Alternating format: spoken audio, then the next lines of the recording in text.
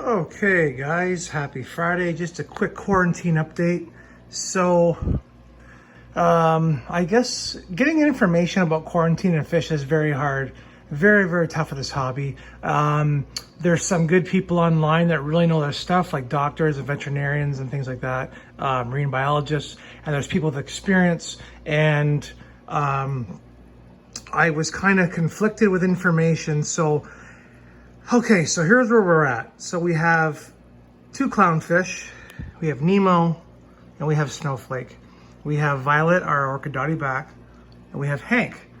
Hank is our female Mandarin dragonette, who is freaking really pissed off at me right now because Hank, 2 hours ago, was swimming in that gorgeous nano tank, loved its holes and little crevices, and just absolutely was doing spectacular, lots of copepods, you name it, life was good.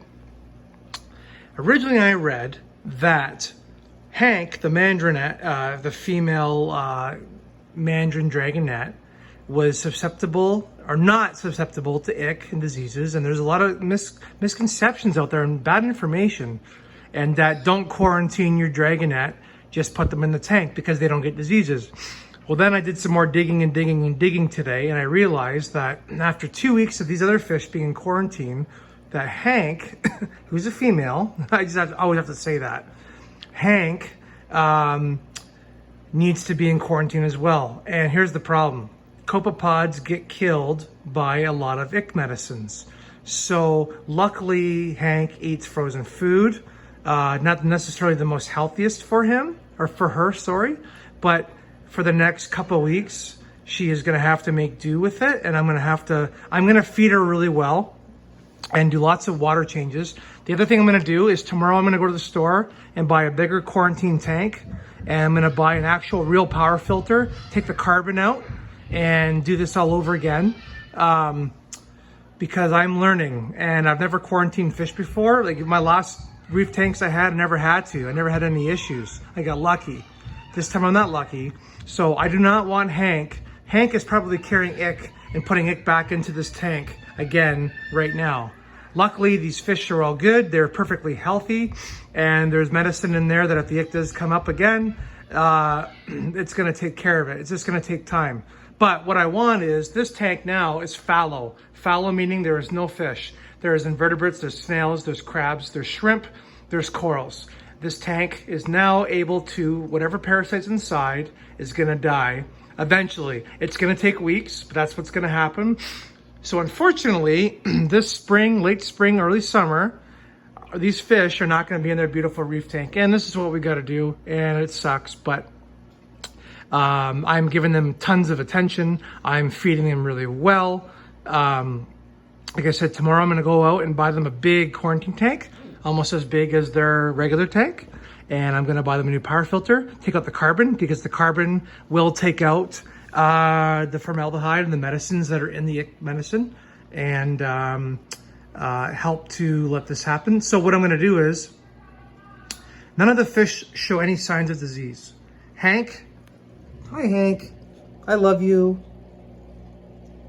She's pissed. See how her fins are barely moving? She's pissed. Why did you put me in here? Oh, I'm glad you're moving. Thank God. No, she's good. But she's pissed off because she went from a beautiful tank to this. So her tank is full of brine shrimp right now. And anyway, I'm trying to remember what the heck I was getting at with this. But anyway, so she's got to go back in here. She may not be showing signs of ick, but she could be a carrier of ick. So now this tank has to restart again. Now you're gonna say, well, why didn't you just quarantine her separate? Well, it doesn't matter, because her coming into this tank is the exact same time this tank has become fallow. So whether she has ick on her or not, I decided it doesn't matter to put her in a separate tank, even though these fish are showing no signs.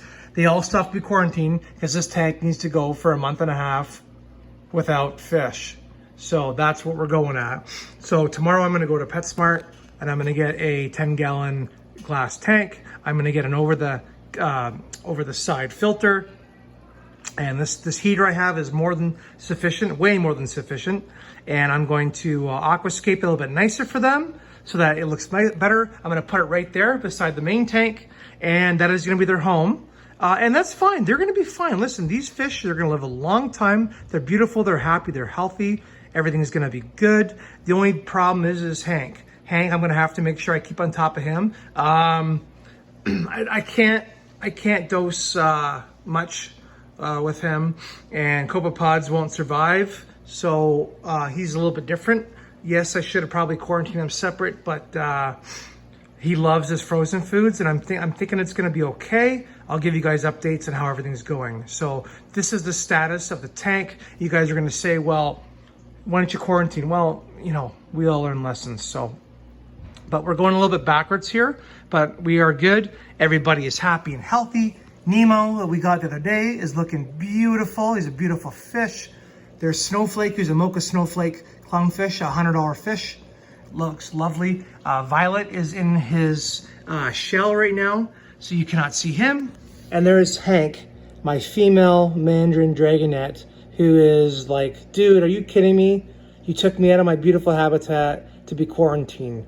But I am gonna make sure that Hank is taken care of. I love these fish to death, and I'm not gonna let anything happen to them. So I hope you guys have a great weekend, and we'll do an update soon. Bye.